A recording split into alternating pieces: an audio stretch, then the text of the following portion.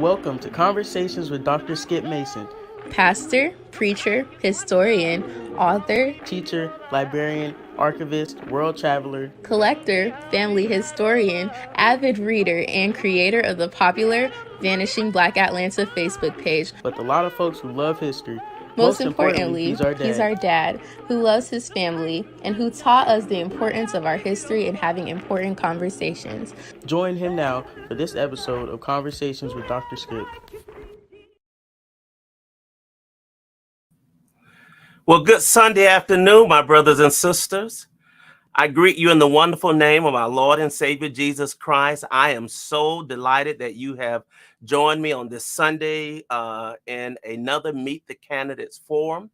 And we invite you to participate and to be very much engaged and to be a part of it.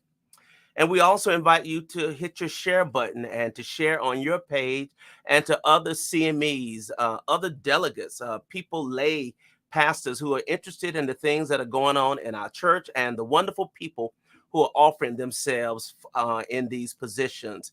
And today I am delighted that we're going to share some time with the candidates for the General Secretary, Department of Finance and Investments, and I'll be bringing them up in just a moment. But I do want to greet our Senior Bishop, Lawrence L. Reddick, and Mrs. Wendy Jones Reddick, and the College of Bishops and their spouses, the Chair of the College of Bishops, Bishop James B. Walker. I certainly want to greet my bishop, Bishop Thomas Lewis Brown, Sr., and Dr. Louise Baker Brown. And I want to continue to always thank Dr. Teresa Duhart for her tremendous support. Before we begin, I do have a couple of announcements that I need to share with you. And on this coming Monday, Tuesday, and Wednesday, 6 p.m. Central Standard Time, the 11th Episcopal District will present the Expanding the Body of Christ, a 3-day dedication service, May 2nd through 4th at 6 p.m. on Facebook Live. And so we invite all of you, all of our members, to be a part of this wonderful presentation as we celebrate our brothers and sisters in the 11th Episcopal District. And as you can see, Bishop Kenneth Carter, the host bishop, Bishop Teresa Jefferson Snorton, Senior Bishop Lawrence Reddick III, and Bishop Thomas L. Brown Sr. will be a part of that great program. And I'm looking forward to this 3-day dedication service.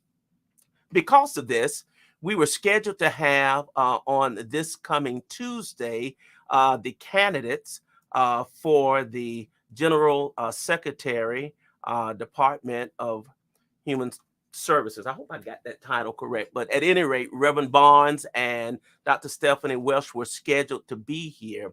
So we're going to have to move that until the following Tuesday. Here we go. Let me put it up. The General Secretary, Department of Personnel Services. That's the correct title. We're going to move that to May 10th at 8 p.m. And so we hope that you will join us. As we move into the month of May and June, we'll be having some of our Meet the Candidate sessions on Sunday and also on Tuesday, which will give us an opportunity to really spend some intimate time with our candidates without rushing. So I'm excited that we have these wonderful people who are offering themselves for service. But today, it is my pleasure to introduce two who have come to offer themselves as candidates for this important position in our church. Well, all of the positions are important, but certainly this one is. And I'm delighted to present to you today Mrs. Calandra Hunter and Dr. Victor Taylor, who are the candidates for the General Secretary, Department of Finance and Investments. And let me say good afternoon to both of you. Good afternoon. Good afternoon, Skip. Thank you. Thank you. So glad to have you here. So the format that we have today, as I've shared with them, is that we're going to spend one-on-one time with each candidate and get an opportunity to hear a little bit about their backstory, their background and experience as well. Why do they seek the position, or why do they seek to be reelected as well? Their vision for finance and investment, and some of the challenges for our church at this time. We also invite you to share questions, because after the end of each one-on-one session, we're going to bring them back up, and we're going to share some of the questions within a time frame that you posed and some that we've already received. So because we're going in alphabetical order, we're going to put Dr. Taylor in the guest room, and we'll spend a little time with Mrs. Calandra Foster Hunter. Mrs. Hunter, it is so good to see you and to have you here. Tell those who are watching a little bit about yourself, your background, and bring it up. What makes you qualified for this position that you're seeking? Yes, good afternoon to everyone, and thank you, Dr. Mason, for this platform this afternoon. Let me just first say the personal views and opinions expressed on this Facebook Meet the Candidates platform are those of mine and do not reflect the official policy or position of any organization, entity, or company. Again, I am Calandra Foster Hunter, a native of Barnesville, Georgia. I graduated from Lamar County Comprehensive High School. I obtained my bachelor's degree from the University of Georgia, and I expect to receive and earn my master's in corporate compliance from Fordham University on May 23rd of this month. I am a member of Sandhill CME Church, where the Reverend Cecil Hutchins is my pastor. I am married to Donnie Hunter. My parents are Steve and Thelma Foster. I have one sister, Kimberly, and one brother, Dexter. Am I qualified for this position? Yes. First of all, I am the treasurer at my church. On a monthly basis, my pastor as well as the officers receive a detailed report of all the income, expenses, and we determine if we are in the green or the red. We also discuss threats that may impact the finances of Sandhill. For example, about a year ago, our agent members were not able to maintain almost 2 acres of lawn as well as maintain the graveyard. So we had to hire a third party to come in, which was not cheap. So we had to make some adjustments to make that actually happen. I am career trained, 22 years in the financial services sector.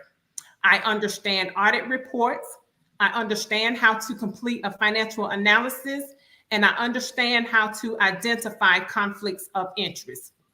And my most recent academic training from Fordham University, I learned a lot about corporate compliance, duty of care, duty of loyalty. As officers of any organization, we have a fiduciary duty to act in your best interest at all times. I served as the region missionary president for the Central Georgia region. I am currently the statistician.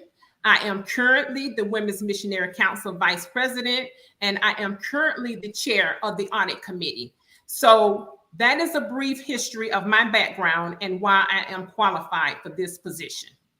Thank you. Thank you very much. I appreciate you you sharing that. So why do you seek this position at this time? And I appreciate the disclaimer that you gave. Most folks know you in your involvement with the Women's Missionary. And as you mentioned, you do serve as the vice president. But tell us, Sister Hunter, why do you seek this position, and what do you bring to this position? What is your vision? Let me restate it that way, for the position that has caused you to offer yourself as a candidate. Why I am seeking this position. My motto is integrity, doing the right thing when you are not looking. Transparency and being honest and open with you about the finances of the church, and inclusion where you will be involved in the process. In reviewing the 2019 audit report, I didn't see these attributes, and I am concerned. I can lead this department in that direction. I actually did it for the Women's Missionary Council.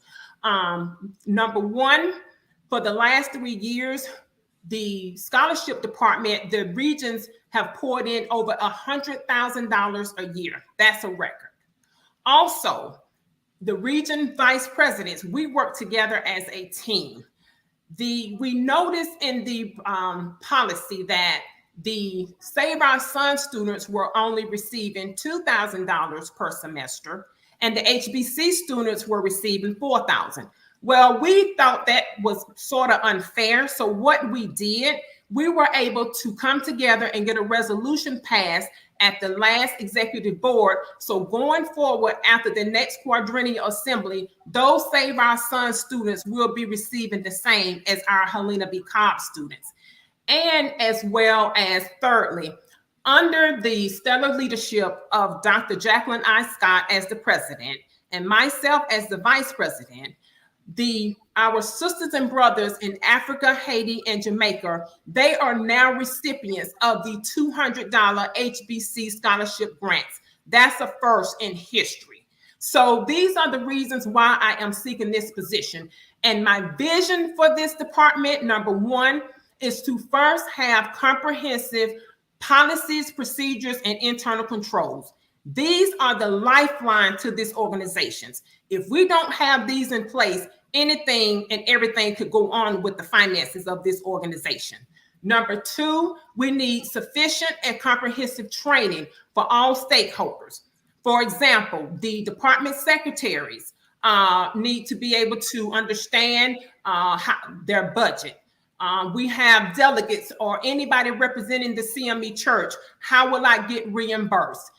We have an internal audit committee. If they come in and say, hey, Department of Finance, we need to audit your books, we need to be ready on day one to send the information over that they request. And number three, we need to distribute detailed reporting and metrics to the leadership of this organization so that they can strategically plan and make reasonable decisions for the CME Church going forward. So that is my vision and my top three priorities for this department, if given the chance.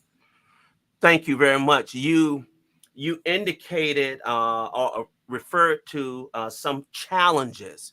Would you elaborate a little? What do you see as the major challenges for the church? And I'm going to ask Dr. Taylor the very same question. What do you see as the major challenges for the church in this area of finance and investment from your lens and from your perspective? In my opinion, I feel that we are deficient in being fully transparent and inclusive. It appears that we are working in silos where only certain individuals or certain bodies understand the full picture of the finances of the church. For example, if a department is over budget, what is the process? If we have unbudgeted expenses, what is the process? Who approves these unbudgeted expenses? Again, I go back to, if we have comprehensive policies, procedures, and internal controls in place, this will mitigate a lot of the issues that we are seeing today and the challenges. Okay, thank you. Thank you very much. So talk just a moment, if you would, Ms. Hunter, about what you would do on your first day if you are elected. What would you tackle, and what do you perceive as your major priority going into office should you be elected? On my first day, I would really need to meet with, different stakeholders. I would really need to find out, look at the big picture. Where are we truly with the finances of the church?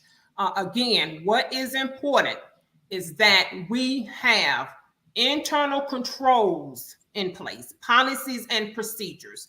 I will have to have, and the only way to really have a good procedure and policy in place if there is a transition, you really need to have a forensic audit to get the true picture of what you are walking in as a new administrator over the department. So those would be the first things that I would do if elected in this position. Okay. All right. Thank you. Now, my final question to you, and then we'll transition to Dr. Taylor, and then we'll bring the both of you all up. You're offering yourself as a candidate. How does this impact your work with the Women's Missionary organization? So would you care to elaborate on that a little? And this question has come up a lot, Dr. Mason. This sets precedent. I really don't have a straight answer for you right now, so I really can't answer that question right now. That's fair. That's fair. All right. Thank you. Okay. Well, I've enjoyed your opening comments, and thank you for answering my questions. I'm going to put you back into the guest room, and we're going to bring up Dr. Victor Taylor. Dr. Victor Taylor is our current General Secretary. He is the incumbent. And Dr. Taylor, it's good to have you on. Excuse me, as well. And we're going to give you an opportunity to share a little bit about yourself for those who may not know you, or to refresh those. Tell us about your background and experience. Obviously, you are elected and you are in the position, but tell us about that, and why do you seek to be reelected at this time? Okay, so first about the background. Yes. Yes, so it's from St. Louis, Missouri, where my mom was a single mom and directed me to go to a CME church. And that was Jameson Memorial CME Church in St. Louis. And that was the place where my heart, in the words of John Wesley, was first strangely warmed. There was a message given by the Reverend Charles Morgan, and it was communion ain't complete until you wash somebody's feet. And he was talking about that very example of service. And I think that just that and past, really what I saw with my grandmother in the Bill Withers song, it says grandma's hands. And she'd say, put yourself in Jesus' hand. And that's what I've done. And that's the background there, growing up in that church and with the Sunday school and remembering things, dynamic things in the Sunday school, such as the Sunday school song that I could still sing and recite. So that was the background, and entree in the CME Church really gave me the start and the blessing. And it's really, from my grandmother in that small church in the corn, back in the sticks, as they called it, in Columbus, Mississippi, in Lowndes County. I think that was really the origin, my background, and just growing up and coming out of the projects. I think was a tremendous energy that I learned that you had to develop to succeed. And then I think you asked about why I'm seeking re-election. Yes, that's correct. Okay. So we really look to reach the local church as much as possible. I would say that first, we want to serve the local church and the local community from that very background that I have with my mom, my brothers and sisters, my grandmother, that it's the local church, that they're the ones making the sacrifice and out there, putting things together. And when you don't know who did something, you wake up and get to the church in the morning, everything's taken care of and it's done by those people. And those people, I think it's that bond and the love for the people that I wanted to serve. And then I want to continue what we have been doing. My core team of people have been with me for some 17 years. And I like to extend what our slogan is, integrity, trust, innovation, that we have brought. The integrity to do what we said, the trust to put together the right team to get it done, and the innovation that we do it in a cost-efficient and effective way in the best interest of the church. And of course, I have lots of examples of that I can speak to, as well as many of the issues raised by Mrs. Hunter.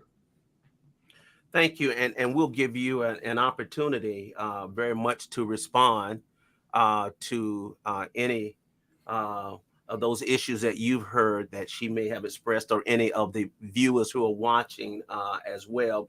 And so what is the philosophy or vision for finance investments under your leadership now?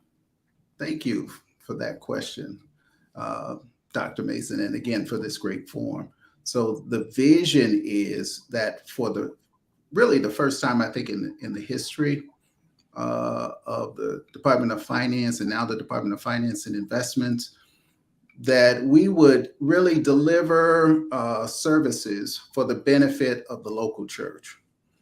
Heretofore, even in part of the audit, we have to specify what are those programmatic, what are those administrative departments. And the Department of Finance and Investments, DFI, if I can call it for short, is classified as an administrative department.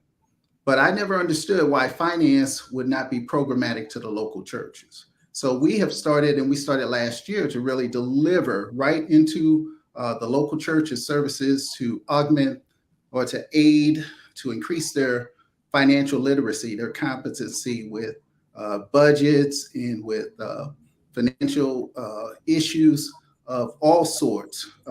Most of our churches have great abundance of real estate, for example, and we look to, at some point, working with the College of Bishops, working with my chair, Bishop Sylvester Williams, and of course my team, to actually help them to figure out how they might come up even with projects and developments that can help them, because we see in many of the local churches, they want to get beyond the budget of simply asking for tithes and offerings. And so they want to develop new means to bring the resources into the church. And we want to deliver on that particular vision for the local churches and for the districts and for the regions at every level of the church. Thank you. Thank you very much. And so challenges. Mm-hmm. Would you talk a little bit about some of the challenges that you've experienced in this area that the church may or may not know about? Some of the challenges, then there are a number. Okay. I would say that first off, let me mention with regard to one of the challenges, and I wanted to read this, if that's okay, I'll read it, that the Department of Finance and Investments was recently made subject to a third-party forensic audit requested by the Audit Subcommittee of the Standing Committee on Finance and Investments. The audit yielded the need for changes and implementation of administrative processes, some of which were already in the process of being implemented by DFI. However, at no time was there found to be present any fiscal impropriety by DFI. We remain steadfast in our commitment to God, leading from a position of integrity and continuing DFI's success in fulfilling the duties of this elected office through transparency and innovation. I'm grateful for your trust and continued support. So that was a challenge. Beyond that, we have the regularized challenge of structural deficit. Now, oftentimes people have thought that this position was one of treasurer, keeping the books. But most times the church wants other things delivered. We went into one general conference one time and created at the general conference a new department. And there was one person asked if that department could be afforded. That was in 2006. And that was the CFO of the church. So the job is not just to manage the books and the money that comes in. It is also to deal with what is not known, what might come up, and how you might be able to deal with it from your own particular means, from internal means, organic means, or other means that might be available, things you're already doing that can yield resources. And so that systemic issue of structural deficit has led us to create a system where we can figure out, and we make it available and publish it to the College of Bishops on a monthly basis, also to the committees that Mrs. Hunter was just speaking about, of exactly where are we with regard to those kind of structural deficits. And I could give many examples in terms of what they are, but they come up on a regularized basis, not on a one-time basis, all the time. And those kinds of things really need to be planned for and gone into, not to mention what happened after we found ourselves in a pandemic and being able to stand up the necessary resources to aid our churches. And we were able to aid local churches and referrals and our various stakeholders. We were able to help them to raise more than $5 million during the pandemic through the Small Business Administration payroll protection plan. So all of these kinds of things, I think it's extremely important to make sure that you've got the necessary assets, and that's trust, to deal with things that you don't plan, things that come up. And they come up all the time on a regularized basis in the DFI. Okay, great. Thank you for that response. What I want to do now is bring Mrs. Hunter back up. We have quite a number of questions that we'd like to share. And before we begin that, I would like for you, Dr. Taylor, if you'd like to respond about the issue of transparency, since it was mentioned, and would you respond to that? Is the department as transparent as it should be? Please respond. One of our mottos has been with the College of Bishops that we wanted transparency and sunshine. And we have done that with them on a regularized basis. So we generate reports on a monthly basis to them. We think that the audit that we are completing this year is extremely fine and is one that most people will be able to follow, and they'll be able to see, okay, here was the situation with regard to the regular budget, which I think even in the regular budget, we came in under budget. And here are the things that were beyond the regular budget and how we dealt with them. But it was very important that we dealt with those things without coming back to the church and asking for an increase in assessments, which is the more normal pattern, without doing that. So we have tremendous internal controls in process. We have tremendous checks and balances in place in turn, which I'll speak about at some length later. I think you got some other question you said you would ask us about, to speak about checks and balances that we have in place, which is a tremendous system. And we also have worked, and we're working with one of our subcommittees actually, even to put into place a conflict of interest policy, one that would not only perhaps be for the DFI, but could extend beyond it. And then also, we are very open. My phone number hasn't changed in some 27 years. So we're very open, and we welcome the call. We would welcome the call of Mrs. Hunter to call us and to work with us and say, hey, you could do this better. Here's how we have done it.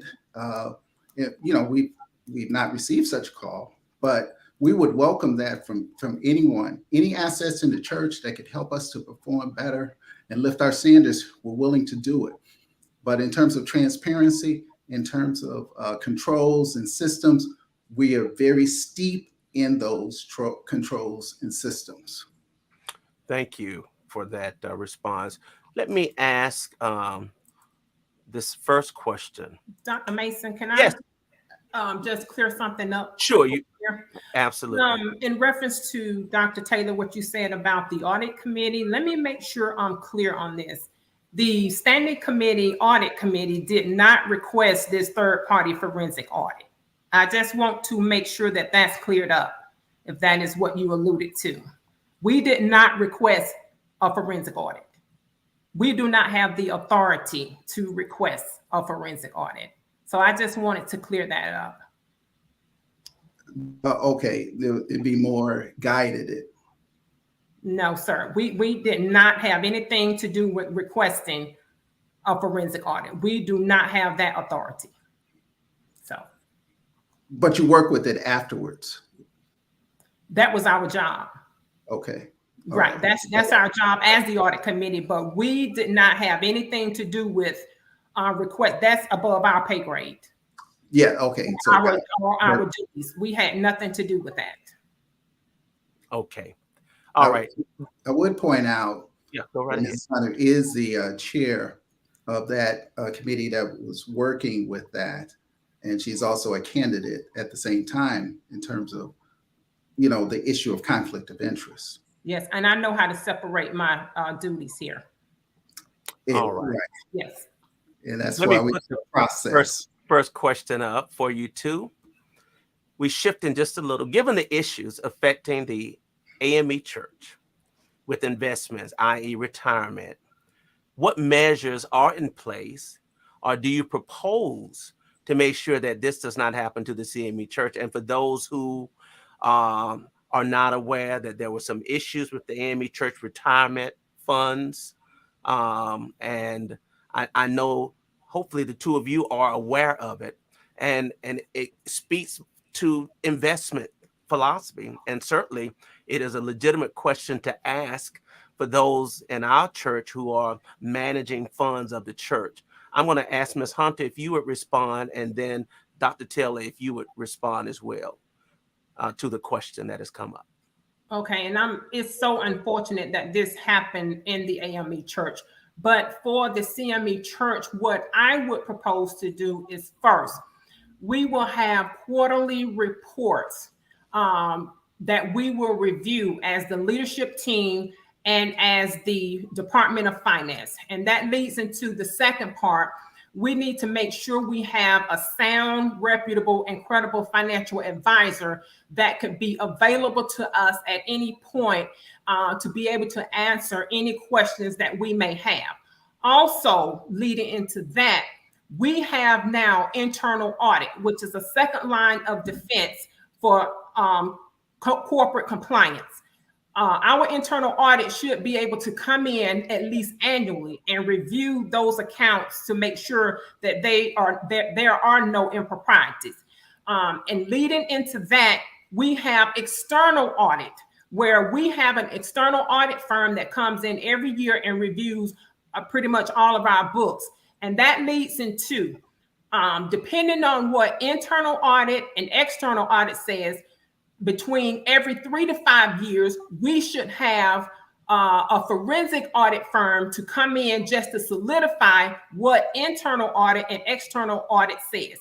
I do believe that if internal audit, external audit, and there had been a forensic audit every 3 to 5 years, this would not have happened at the AME Church. So those would be the things that I would implement, and those would be the things that hopefully would not put us in the same situation as the AME Church. Thank you for your response. Dr. Taylor, would you respond as well, please? Thank you for that question, Dr. Mason. Fortunately, that has not happened in the DFI. Fortunately, the DFI has had for many years, certainly during the entirety of my tenure, and I happen to be familiar with my predecessor, any such practices where that type of calamity could happen that way. Now, let me point this out. There are multiple levels of checks and balances that we have.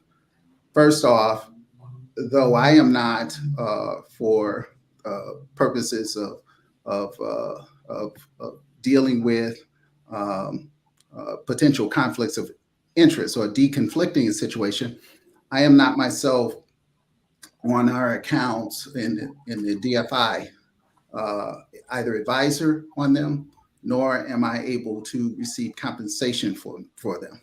The advisor who is on that program has 40-year experience in the industry. Eyes on. I have eyes on myself on a regularized basis. I can look the accounts up right now.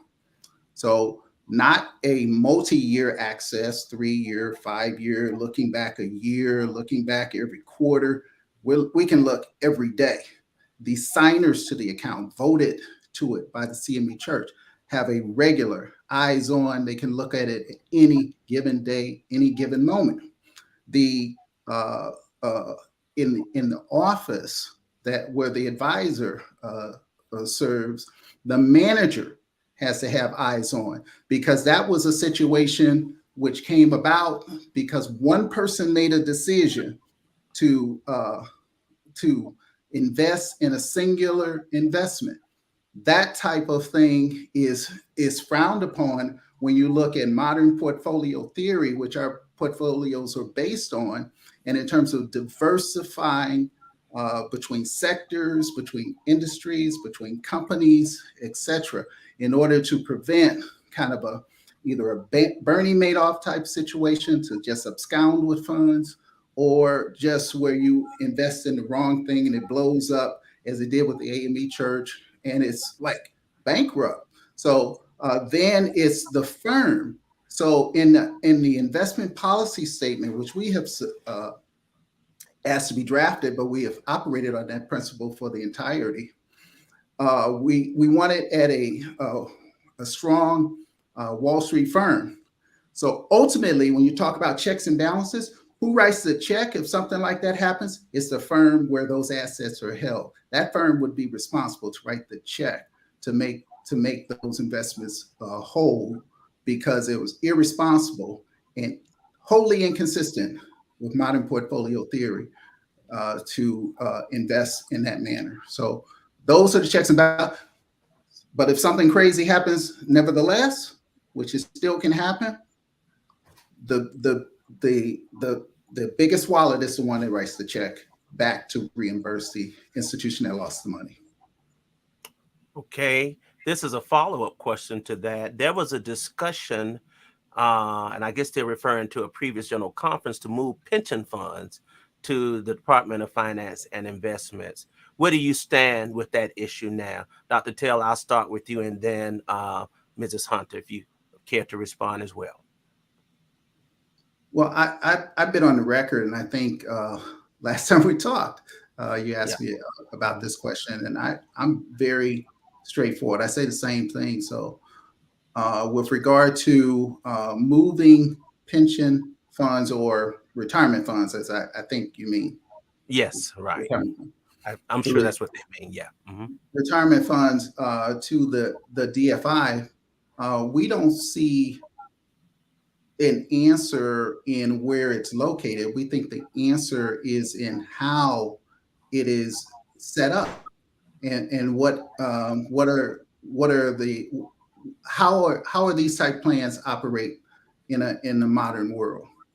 And the way they operate in the modern world is not where it's an administrative directed plan, but it is where individuals can put in. And that's what we've said. And individuals can make a decision, and they can look at their investments on a regularized basis, and they can make decisions about those investments based on where they are in their life and subject to certain standards that you have in place in terms of what you would call core investments and what you would call, non-core investments. Who can do that? What are their ages and things like that? But that's the way modern plan is set up, and that's what we have indicated. But it's not a matter of it being under the DFI. It's a matter of how the plan is set up, where we have the differences. Okay, thank you. Mrs. Hunter? If I am elected, I would not imagine coming in and making any changes, because I don't know the full scope, the infrastructure. So I would not come in making any changes to that area, because I just don't know the full scope of what's actually going on. Okay, thank you. Next question. In your opinion, what is the biggest financial challenge facing our denomination today? And in that very same light, what is the biggest opportunity? Mrs. Hunter, would you start, and then Dr. Taylor? The biggest challenge is a lot of our local churches are suffering. That is a big challenge for us. We need to come up with measures to see if we could lower the budgets for these local churches, but we have got to do something, and the pandemic did not help in light of this. I'm hearing a lot of the members are not back into the churches. The revenue has declined. So we have got to render some results. And when I say results, I mean tangible results. We have got to look at this across the board. We have got to act now and not 10 or 20 years from now. And that's the biggest opportunity. We need to intentionally look at do a complete financial analysis. And when we say help these local churches, I understand financial literacy and helping them, but they want to see something tangible. We need these budgets lowered for them. Thank you. Dr. Taylor. Thank you again. Biggest financial challenge facing our denomination, to be sure, is just creating an obligation and passing that obligation on to our local churches, because that's not a sustainable problem. We want healthy churches. We want healthy churches that are able to really look within how can they grow from their own means, and then how can they grow from things that they already have. Like I say about our local churches many times, is that one thing we have is real estate. So if we look for development opportunities, that is certainly an opportunity for them. When you talk about biggest opportunities, because the biggest opportunity is really with our local churches, where they have opportunities, certainly even with my own local church right now, looking at something very dynamic in terms of at the same time, perhaps selling a property, getting a new development, building the community, and getting a unit at the same time, and getting the same money we would have gotten if we would have only sold the land. So I think that these are the types of things, and working within the local churches. I believe in that very strongly. I work very strongly in my local church in terms of giving and working under my pastor, who gives tremendous leadership. But the biggest financial challenge is that we not just continue to build and expect that the local churches are going to be able to pay this freight. So we've got to do as much as we can to educate really the people locally, because ultimately they vote. Even the pastors that go up ultimately and become over us and become the bishops, they came from among the lay people. So and we're voted to that status, by the lay people. So I think that is our biggest challenge, and then our biggest opportunity is, as I stated, what is available and the type of rich resources that we have in our local churches, which at this time is principally latent, and it's latent because we have not, because we haven't asked. Thank you. We have a question. As the Department of Finance and Investment evolves from simply an accounting department to a potential revenue generating resource, what are potential options for new sources of income for the general church? And I'll open it up to anyone who would like to. Both of you certainly can respond, but any one of you can tackle it first. Actually, one of the options I would say, as I stated earlier, is to see if we could have someone write grants for us. Basically, is one potential source of income right off the bat. Okay. Thank you. Dr. Taylor? So there was an actual grant opportunity that came up recently. And when it came up, we prevailed and asked the presiding prelate at the time, can we get involved in this? And it had to do with financial literacy. And they granted it, but I think we need to be going after that. I agree with that. We need to be going for these grants on a regularized basis, because there are monies that are out there and opportunities. But I think even in the report that you will see, our 2021 audit report, you'll see that we in fact generated a tremendous sum, well beyond what in non-budgeted revenues, well beyond our non-budgeted expenses. And so what I said is, at this moment, perhaps we'll get to a point where we don't have any of that. But at this moment, and for the last 30 years, that's been the case, where we've had non-budgeted expenses. And if we're going to have that, We need to, in a very dynamic way, on a regularized basis, figure out how we're going to, in the words of Bishop Gilmore, get our own seed, get our own straw to make bricks. So that's what we have actually done. That created revenue, not potential revenue. We've created we've generated actual revenue that has come in, other than coming back and asking for an increase in assessments. And we believe that that's a model that should go forward. So do you all believe that it would be prudent for the church to have a full-time grants person? Do we have that already? I'm not aware, but would you think that would be prudent? And if so, would that position fall up under this department? I'll take that one first, Calandra, if that's okay. Okay, that's okay. So it would be great. That would be great if we could have that. But we could, because I believe, and I would have to check with my director, but I believe that there are some agencies that will take some things on contingency, for example. So you could do it potentially without having to outlay funds. And so their source of income would be, actually securing a grant. I mean, there might be some investments that you have to make, but not the full amount of a salaried person necessarily, at least to start off. But it would be great to have a regularized person that was responsible to generate grants for various purposes, because we have the need throughout all of our connectional level departments and with the Connectional Church. Okay, thank you. Mrs. Hunter, would you care to respond? Your thoughts on? I would just say I 100% agree with Dr. Taylor on what he just said. That would be awesome for us. And also, we could just reach out across the aisle to our sisters in the United Methodist Church and just see how they are generating other revenues, incomes for their denomination. Thank you. We have a question from Dr. Nellie King. How do you ensure the general church comply with our 501c3?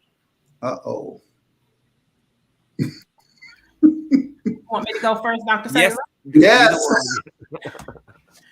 Okay, again, this comes back to having a reputable audit firm, an audit firm with a good reputation, an audit firm that will come in every year, because rules, laws, and regulations change from year to year.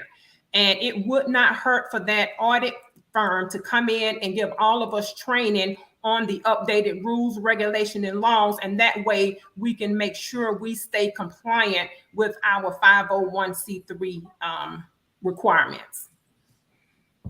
Okay, thank you, Dr. Taylor. Okay, so this question is trouble. Many people believe that the only entity in the CME Church dealing with money or whatever is the Department of Finance and Investments, which of course it is not. So I think that any examination of this ilk needs to take into account a complete consideration of said compliance, not just in the DFI. And I'll leave it at that. Okay. So let me put the next question up. What authority exists to have the Episcopal leaders comply with transparency and accountability?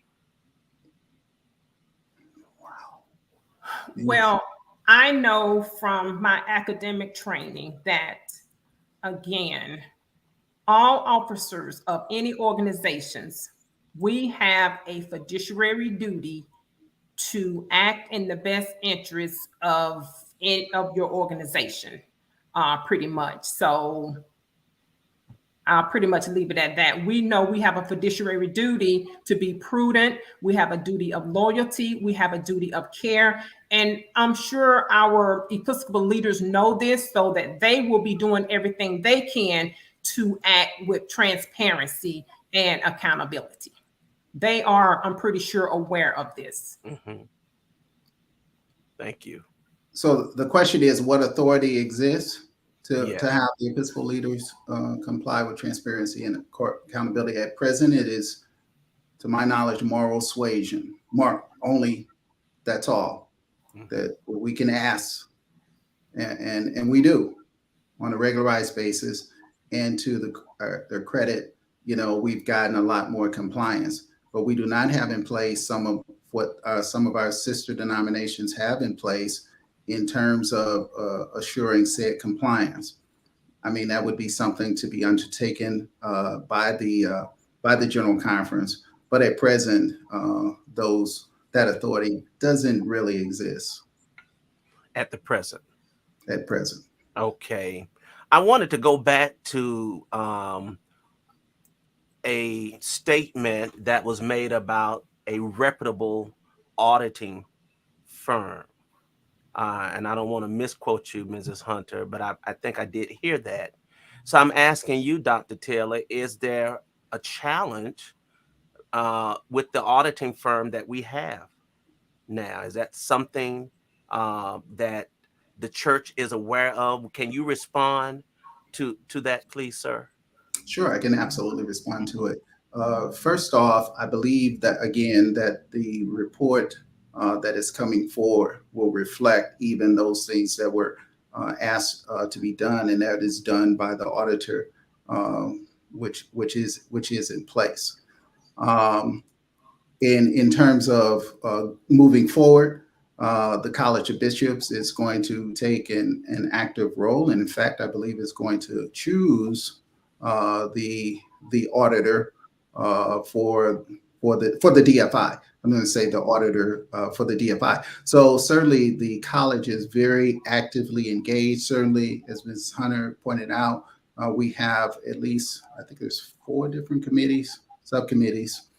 And then we have, my team and who we're very, very involved. But one thing that we are recommending in our report is that we need a CPA for certain. Mm-hmm. Okay. All right. Thank you very much. I have another question that I'd like to put up. Okay. As there's talk of inflation in the stock market and that it is fluctuating, what are your thoughts on protecting pastors and personnel during these uncertain times? Shall I? Yes, you can. Okay. Start off. Mm-hmm. Well, I don't know. I could bust my pastor out right now. You could just ask for more money, but no. If it were only so easy, huh, to do that. Yeah. Inflation obviously it affects everyone. I will ask people, have you noticed the price of gas? Have you noticed how much food is? And they say yes. So it's not just pastors and personnel, of course. It's everybody who is going through it. And I think when we talk about financial literacy and stuff like that, obviously those kinds of things can help in terms of what bills you pay first, how you make sure that you're going to be able to meet obligations, how you structure things in a hierarchy in terms of things that are fixed expenses versus variable expenses and things like that. Some of the training, I believe, that is coming forward, and it's related, by the way, to the strategic plan, which I'm thankful for going through that, even though the church has to vote on it.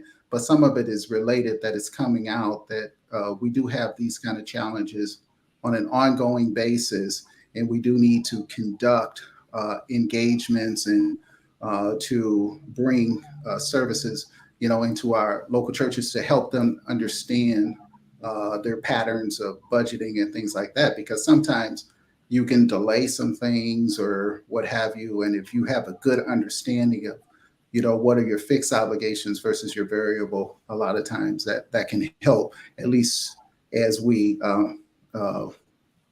get through this kind of shock that we're going through right now. Okay, thank you. Mrs. Hunter, you care to respond to that? Pretty much looking at your budget to see where you can adjust to try to make sure your pastors are taken care of, basically. And then, we have your presiding elders at your local level to reach out to them with any concerns to see if there's any resource or availability there for assistance. Okay, great. Thank you. Presiding Elder Arinthia Mason, what are some of the unbudgeted items that we should know about or be concerned about? Because I think there was one of you alluded to some unbudgeted items. So can you just spend a few moments on that we might understand what these unbudgeted items might be? Calandra, I'll let you take that one first.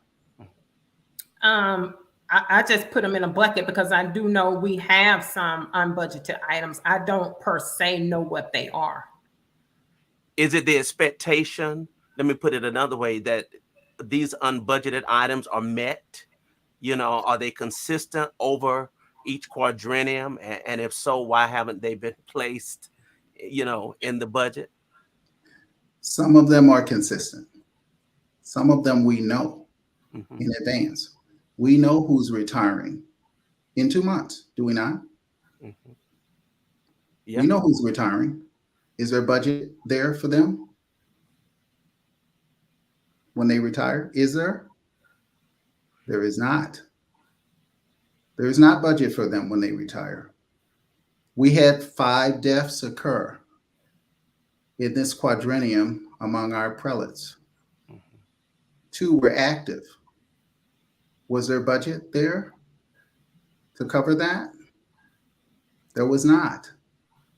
So,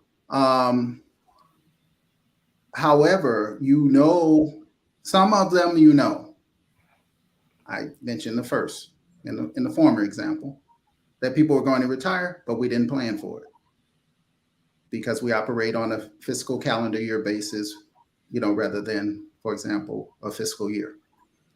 And then others we didn't know about.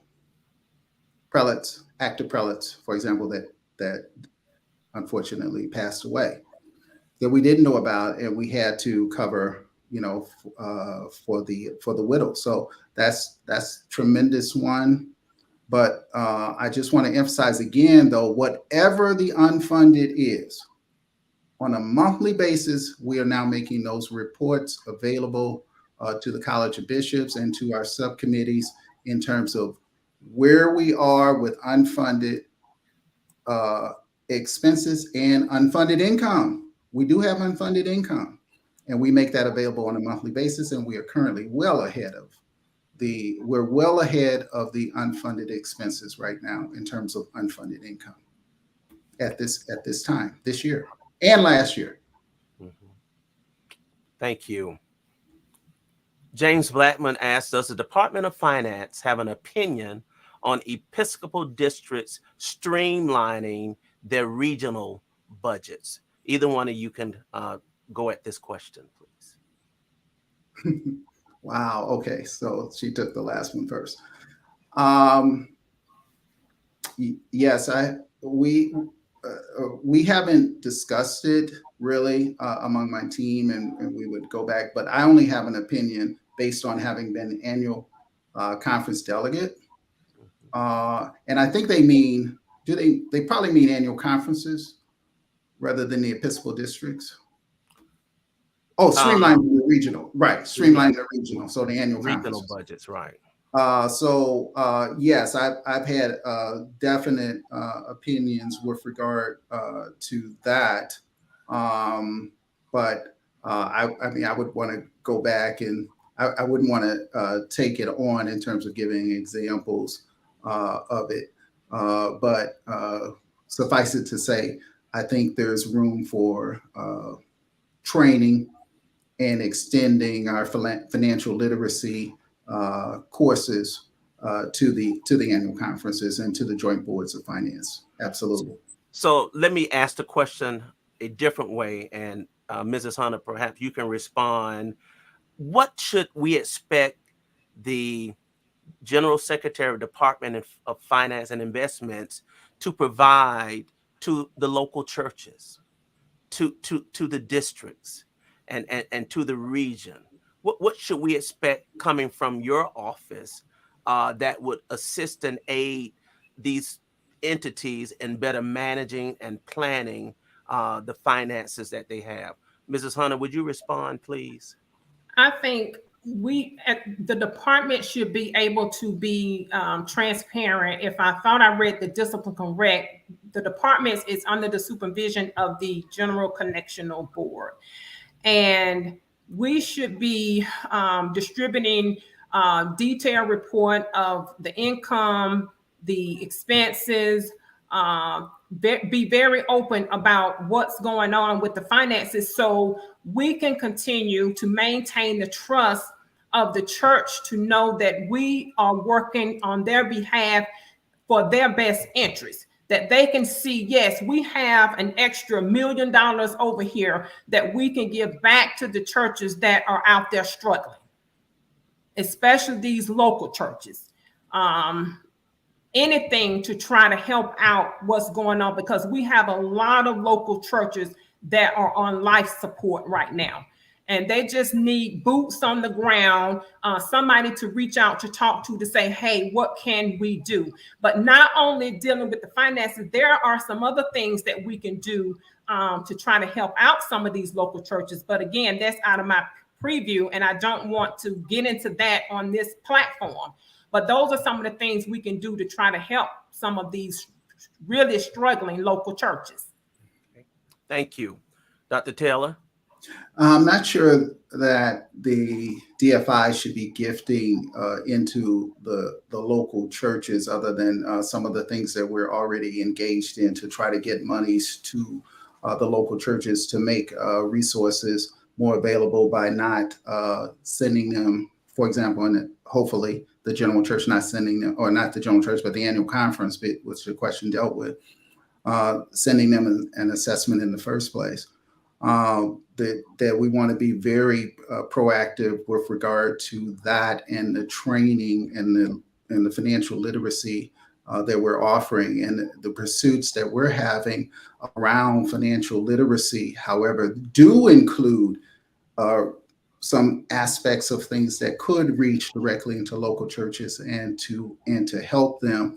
And I think that what has already been agreed to in terms of developing grants and things like that, some of that can certainly be of assistance directly into the local church. But in terms of the regions, we think that we do need to make sure that whatever platform we're using, and some of that is potentially going to come forward in a strategic plan. And if not, we would bring it through the DFI to help to augment or to help to understand the levels of financial engagement by the annual conferences as well, on invitation from their prelates, of course, by the presiding prelate, in terms of their budgeting process. Thank you. Mrs. Hunter, if I understand correctly, you chair the audit committee? Yes. Are there any recommendations coming forward to the general conference as it relates to the audit committee? I mean, without going into detail, obviously this is a public forum, but are there recommendations coming forward from the audit committee to the general conference? We have done some excellent work, the audit committee, and we are ready to report out if need be. But we have one item that we will share that the audit committee has moved forward with that would be very beneficial to the Department of Finance and Investments. Okay. And as the incumbent General Secretary, Dr. Taylor, are there recommendations coming from you as the General Secretary when you make your report? Yes, there is. There are a couple of things which are still under discussion with the College of Bishops, so I would certainly not get ahead of that in terms of revealing those, but we do expect something to be coming out with regard to investment policy statement. We might have something coming out, and it might be information only because it may be from our standing committee dealing with conflicts of interest, for example. There are other items that are going to the college. We certainly are going to make recommendation. Well, there's a couple of items that I can't speak to yet. Okay, thank you very much. We have to engage with the college on them, and I think the others are just information for the good of the order. Okay. And thank you all for indulging in these questions, probably more questions than we have time to ask. But a couple of things. Have both of you been involved in any work with the strategic plan? Yes. Okay. Tremendously. I've been tremendously engaged. Woo. We've heard it was for about 3 months out of the last 6, it was a regular job. Okay. I'm not kidding. All right. Well, I know we'll hear my team as well more about the strategic plan at the general conference, but I was just trying to see if there was any level of engagement. I did give some information in terms of what's and those recommendations are going to be coming to you shortly in the mail. Okay, very good. They're going to be coming to you shortly in the mail. But in terms of the DFI and its engagement is very much delivering into the local church. And just like I said, on a platform to engage right into the local churches in terms of financial literacy. And we started that last year with our conversations. We had actually started all of that last year. And we're thankful that the strategic plan has agreed to recommend that on a regularized basis. So it could be something at the general church level, for example, and not just with DFI. We had a couple of follow-up questions, and I think they are worthy to mention. And both of them deal with the fact that the budget does not contain line items for our retirees. One says retirees are known, should not the budget planning process include these in our institutional planning? And why have we not put the retirement of bishops as a line item? Would you care to respond to that, Dr. Taylor, since you are currently managing the budget, if you will?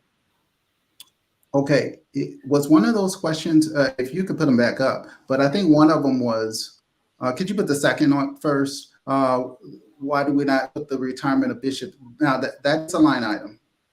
That is on the schedule F. Yes, schedule F. With the annuity. It talks about the annuity. Schedule F deals with the annuity for the retired, the bishops, the prelates, as well as the general officers. It's on Schedule F. Okay. If you're looking that up.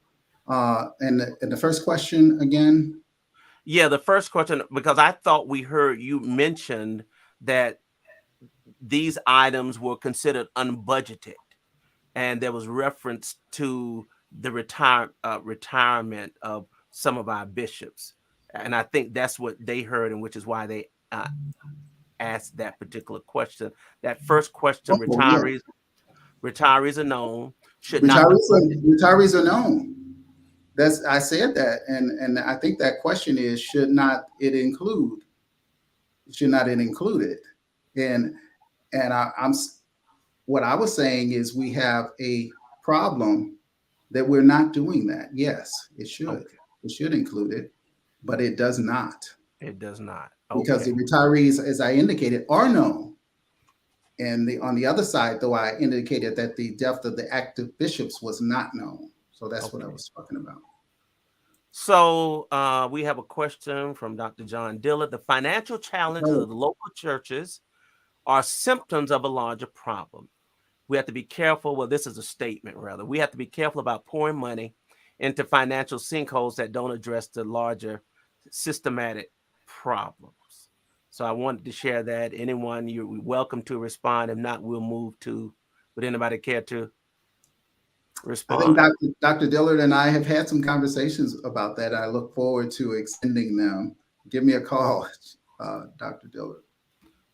All right, we have a great question from Reverend Crutcher. What are the candidates doing? What are you doing in your local churches to keep them from struggling? Mrs. Hunter, what are you doing at Sand Hill and Barnesville? And Dr. Taylor, what is your local church? What's your home church? It is the New Hope Christian Methodist Episcopal Church in Evanston, Illinois, where everybody is somebody. All right. And that question, full disclosure, that comes from my pastor. Okay. All right. Mrs. Hunter, tell us about your work in the local church. Well, basically, we have Sand Hill is a very small local church. And as I stated earlier, we had to make some adjustments. So we literally had to go back to 2 Sundays from a 4-Sunday church in order, as I stated, we have a very senior congregation. They could not maintain the yard. So that was going to cost us a lot of money. So we had to go back to 2 Sundays a month in order to stay afloat, to accommodate for having to bring in that third party. But other than that, overall, I am basically, as I stated, watching the finances monthly, letting the pastor know what's going on. And thank God, so far, we are able to meet all of our financial obligations. And as well as when the numbers started decreasing for us, we lost several of our good paying members. We had several to pass. I literally had to reach out to our annual conference and say, hey, you have these statistical reports. We need to see a decrease in our budget. And thank God they accommodated us for that. So that helped us out a lot as well. Okay, great. Thank you. Dr. Taylor, would you like to respond to that as well? Thank you for that question, Dr. Mason. So I came from originally a very large church. I mean, we probably see 250 on Sunday, and now, maybe we're good with 40 on Sunday. So a small church in Evanston, Illinois. I guess we have maybe 200 or so on the roll, but maybe we'll see 40 on a Sunday. And I don't know how much time you have. I mean, because I do a lot in the local church in terms of dealing with the issue. I mean, we talk a lot about giving. We have a class system. We keep up with members. One of my class members said today, she said, when are we getting back to class? I hate to tell her the pastor took her out of my class, but I want her back. But we have a class system, class member system to really keep in touch with people. And to keep them mainly prayed up and in touch. I mean, the last thing we asked for, I never asked them for money, really. I maybe put the thing out there or whatever. But what we do very definitively is we push our online giving, and probably 95-6% of our giving comes online. And we've been doing that for years.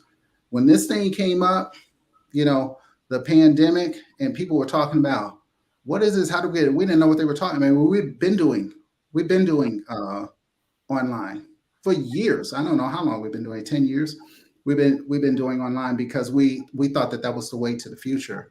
And we've invested in innovation, both at the Connectional level and in my local church for decades. And it's had a tremendous impact.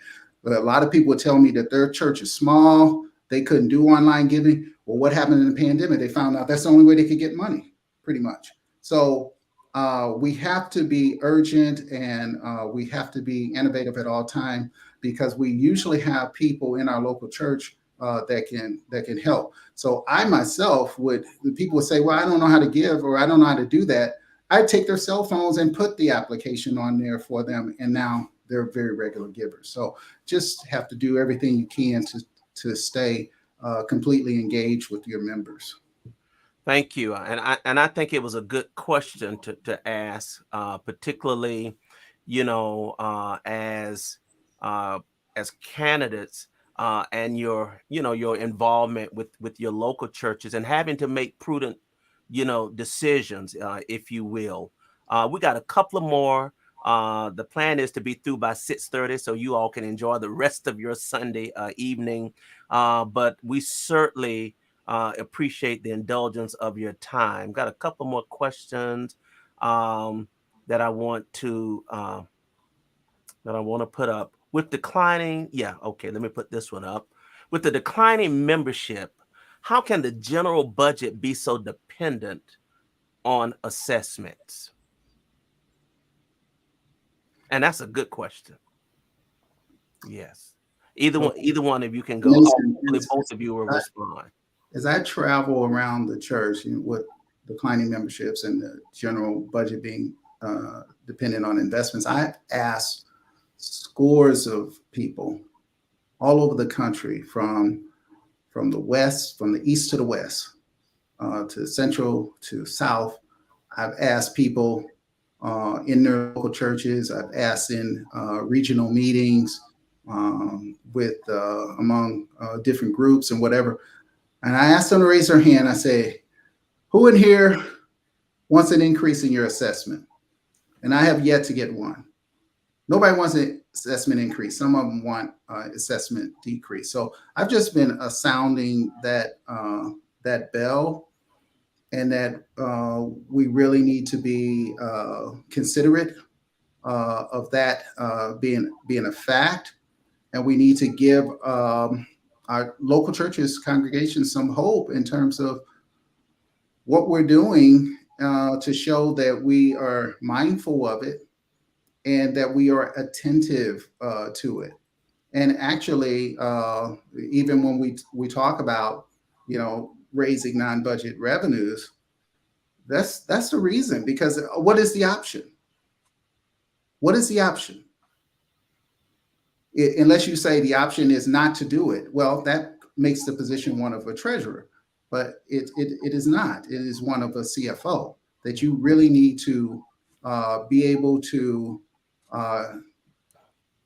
figure out means of doing a new thing that can edify the church without just coming back and asking for increase in assessments.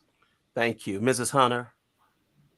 Basically, to look at our overall general budget and say, hey, where can we make some changes? Where can we cut? Can we do anything different, like having some of these connectional meetings or some of these trainings, or even some of these training for the general officers? Can we do these via Zoom? Can we cut back on some of our travel?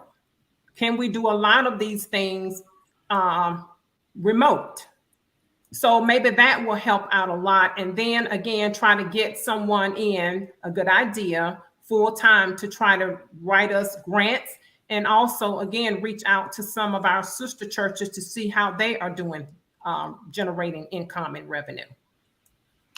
Thank you very much. We have a question from Reverend Freeman McKendra. In addition to real estate development and grant writing, do you believe local church consolidations are critical for fiscal human resource development in the next 4 years? And if so, how critical?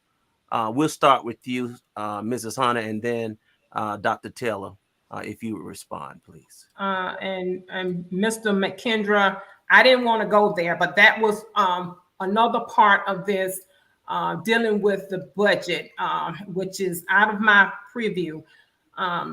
Some of these churches, just by the mere location, and I will take, for example, my local church is way out in the rural. You can't even see it from the road. We have 4 CME churches within a 10-mile radius. Now, that worked back in the day for my grandmother and my dad in the 50s and the 60s, but we are in the 21st century now. They used to live out there. My dad used to talk about how he actually had a schoolhouse there. But in today's society, we cannot get the younger generation to buy into coming back out there because it's so far in the actual rule. So that might be something to be considered in consolidating these churches so we can still maintain a presence within the Barnesville area. So, Dr. Mason, I believe that such consolidation, while critical, I'm hoping that it is not over in the next 4 years, which was the subject of the question, because it is absolutely not on the drawing board as far as I can see. I think there is a tremendous amount that we have to do in terms of research and gathering metadata, et cetera, which is being done at a very high level. And fortunately, we have started to engage some of these type of people and getting in touch with people that can do this type of research for us in terms of gathering information and doing surveys and gathering metadata. We have started that type of discussion, some of it emanating from the strategic plan process and some of it from some other grant writing opportunity that we have pursued. But I'm hoping it's not critical is the key, is what I'm saying, over the next 4 years. But I do think that it is something that we need to critically develop at least a means for doing it over the next quadrennium. I would ask, why aren't we gathering that data? You know, and why haven't we? I mean, and I'm not saying you can answer it, neither one of you, but it's just an honest question, particularly with what has occurred over the last 2 years. And so, you know, why haven't we, or we may have, and maybe we just don't know, but gathering that important data that will, you know, really help to guide us as it relates. And I know we typically don't like to talk about merging and consolidation. I get that, and I understand that.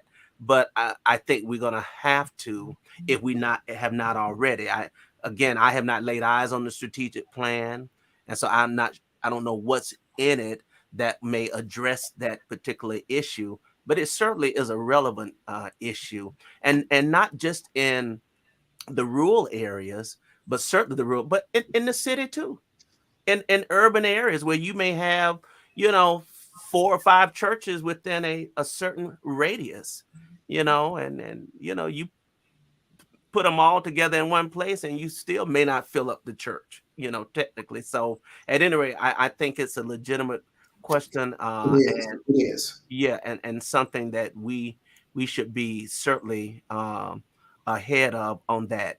Okay, 2 more questions, and then what I'm going to do is to ask you all to make your closing statements. You have watching and will watch and repeat delegates, those who will be voting for one of you, and so we're going to give you the time you need to make your compelling closing case as to why you should be elected or re-elected, if you will, as the General Secretary, Department of Finance and Investments. This is a follow-up.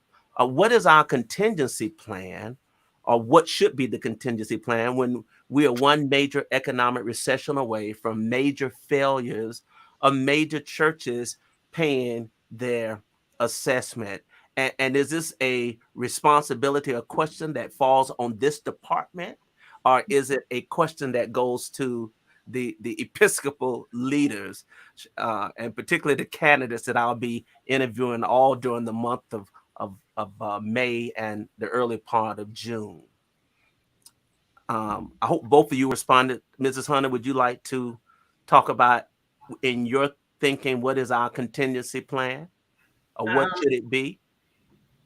Basically the same as I would just compare this question to what we have done at Sand Hill right now. As I stated, on a monthly basis, with the financial details, financial analysis, we had to make some adjustments. And right now we have enough in reserve that if something major were to happen, we would be okay. So, but that comes with monthly strategic planning, looking at your overall financial picture of what's going on with your resources, with everything, all financially involved with your church. So that's how I would pretty much compare this. You just have to start, make adjustments. I don't know of too many companies that did not make adjustments within the last few years. A lot of companies went to just online platforms. We just have to do that critical financial analysis to set this church up to make sure that if something major were to happen, we will be in a good position. Thank you. Dr. Taylor. Thank you, Dr. Mason. What is our contingency plan in terms of a major economic recession, failure of major churches in paying their assessments? Yes, that is more of a regional issue. However, there is no such contingency plan. So that's the answer to the question. And you say, what should it be? It should be considering, other assets that are there in the Episcopal district and the annual conference, just like anyone would do, like we do. I mean, we're blessed. I think we finished the year last year with 7.6 million in net assets and about 7.4 or so of unrestricted net assets after taking out the line of credit that we have. So we've tried to structure in having some flexibility in terms of generating additional revenues through various means, which we've been successful doing. And I think, again, in any training that we would be doing at the annual conference level or at the local church level, is going to include dealing with uncertainty, such as what we have right now. And so, I could speak more to the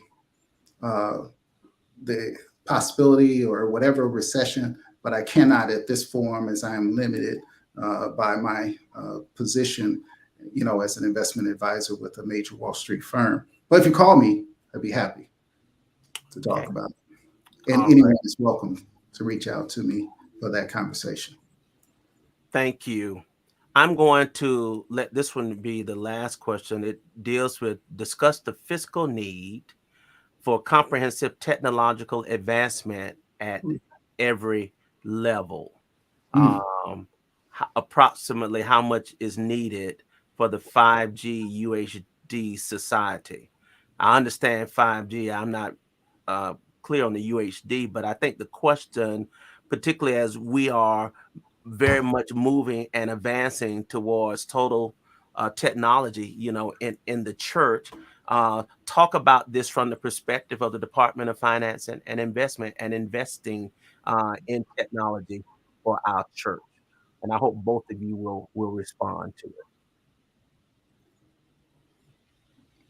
Okay. So certainly with respect to the fiscal need for us having comprehensive technological advancement at every level, I think it became obvious in the last few years. We've been stood up in that capacity really for decades now, starting out when I was General Secretary of Lay, and we took on the responsibility to finance the current, what is CIT now.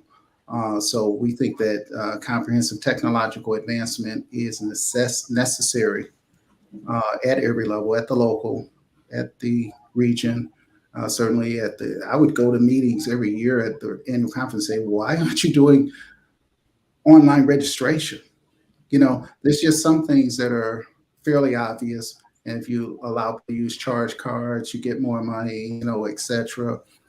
If you even, as Ms. Hunter related, if you have some things online, people have found out they get more registration. The first one that we were pushing that a lot in the 9th Episcopal District, and I think they more than doubled their registration because they had an online spring convocation. So the need for comprehensive technological advancement at every level is quite apparent, in that we need to continue that level of engagement, because if you can find better means through using technology, you're able to really turn that into financial resources, like our organization CME TV, even putting videos and making those available online.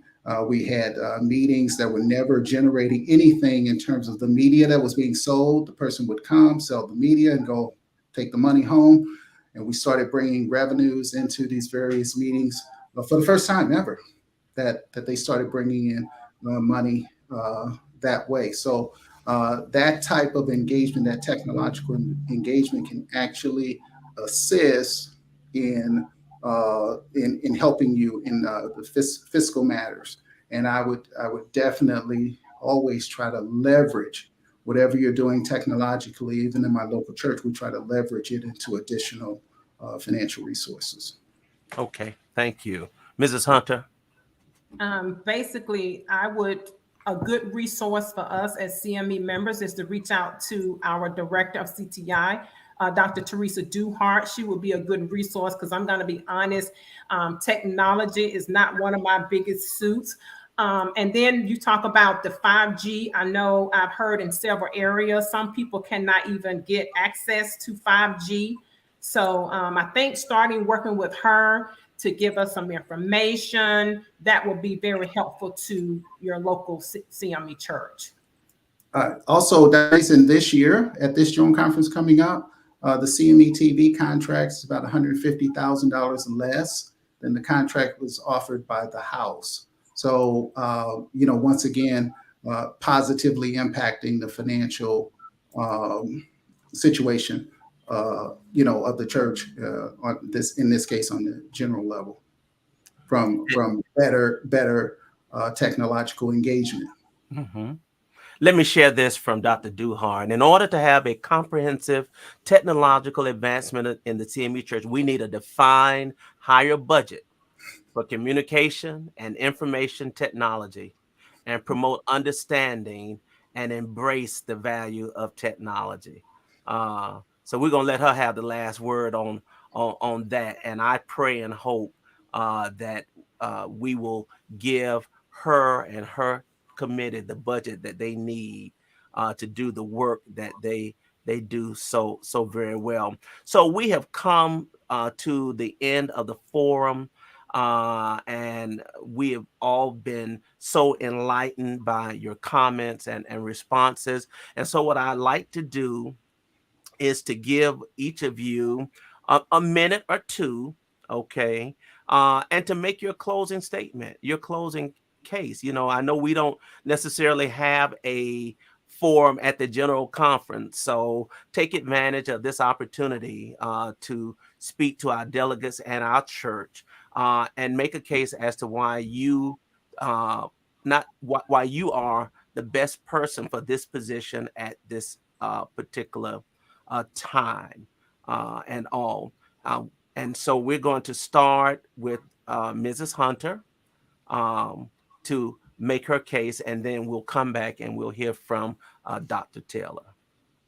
Thank you so much. And thank you all again for being here with us. Again, my motto is integrity. I will do the right thing when you are not looking. Transparency. I will always be honest with you in reference to the finances of the church. And inclusion. You will always be included in the process. This department is under the supervision of the General Connectional Board. That's why it is important for you to be included in this process. I have done it for the Women's Missionary Council. I can bring results for you through the Department of Finance and Investments. Please, I need your help. I need your vote for Calandra Foster Hunter as the next General Secretary of Finance and Investments. Thank you so much. Thank you, Mrs. Hunter. Dr. Taylor. Well, thank you so much once again, Dr. Mason, for creating this type of forum. And I think it's becomes a model that should extend forward for our Zion. And certainly, to be sure, we look forward to continuing to engage. We ask for your prayers, your support, your vote for General Secretary of the DFI and CFO. We want to extend the integrity that we have demonstrated, that we did what we said we would do. And we think that that is reflected extremely well when you look at our engagement with the General Conference to hold the assessments down. And over the last 8 years, amounts to about $5.84 million. That we have the trust that we will stand up the assets, the resources, the staff to assist when we don't know what's going to happen.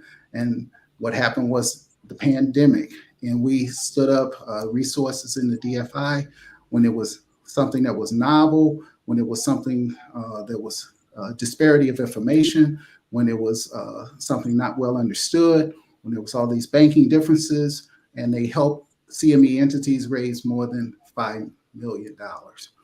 And then with respect to innovation, that we continue to stretch forward and to create this model where at least we're able to cover deficits, non-budgeted, with non-budgeted revenues. And one of the things we're most proud of is having built up some $7.6 million in net assets at the end of 2021. More than $18 million positive impact over the past 8 years. We would ask that you would give us, as I stated, your prayers, your support, your vote, and we will extend that same type of integrity, trust, innovation as we move forward in this great Zion. Thank you so much for your time. Thank you, Dr. Taylor. Thank you, Mrs. Hunter. I appreciate the generosity of your time. I appreciate your responding to all of the questions and engagement. I'm just posting a couple of more comments. And we encourage those of you who are watching to take this show and share it so that others will get an opportunity to hear from these two great candidates, if you will, who have offered themselves for this position, this very important position in our church, if you will. And so lots of goodwill and best wishes to these two candidates. And Mason, yes, I sir. mentioned one other thing. I'm sorry. And so we are on a regularized basis on Tuesdays in the afternoon. I think long about 5 p.m. Eastern. I might be a little bit off there, but we welcome questions, and we will be creating a forum for people to be able to come in and ask questions, because we know everyone wasn't able to ask their question. And I appreciate you saying that. And Mrs. Hunter, is there a way that people can reach you as well if they want to contact you? Would you like to provide your contact and email or something? Yes, my website is Hunter for GODFI.WIXSITE.com. Do you want me to put it in the chat? Yeah, why don't you put it in the chat? Yes. And let me do this for both of you. Dr. Taylor, you mentioned your Tuesday. How can they assess your Tuesday? Yes, so DFI, CMEchurch.org. Okay, DFI, CME Church.org. Okay, yes. I'm going to post that, and then I'm going to post also Mrs. Hunter's email address. Hold on, the first one is incorrect. Okay, all right. Just tell me what. The second one is correct. The second one is correct? Okay. Yes, sir. All right, I got it, and I'm going to post that. So the first one up is how you can reach Dr. Taylor, DFI, CMEchurch.org. And the second one is how you can reach Mrs. Hunter. Just a second. That's my website, and I'm giving you my. Oh, that's your website. Okay. All right. And I'm going to put this up for her, Hunter, for godfi.wisite.com. All right. And so these will be also in the chat room as well. All right. Thank you both again for being here. Remember, next Tuesday, actually before next Tuesday, let me share again that we are looking forward to the event that is being hosted for the 11th Episcopal District on this coming Monday through Wednesday at 6 p.m. Central Standard Time, expanding the body of Christ, a 3-day dedication service. And on the following week, we have the candidates.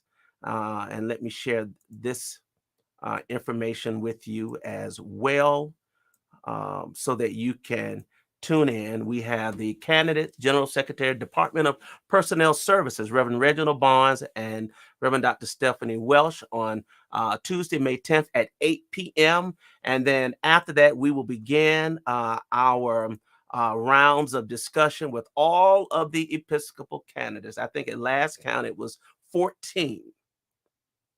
14. Yeah. So we're going to begin that, and I'm looking forward to having these discussions with them as we get to know them leading into the General Conference. God bless you all. Thanks for joining. Have a terrific rest of the evening and a great week. Thank you so much for tuning in, and I look forward to seeing you the next time.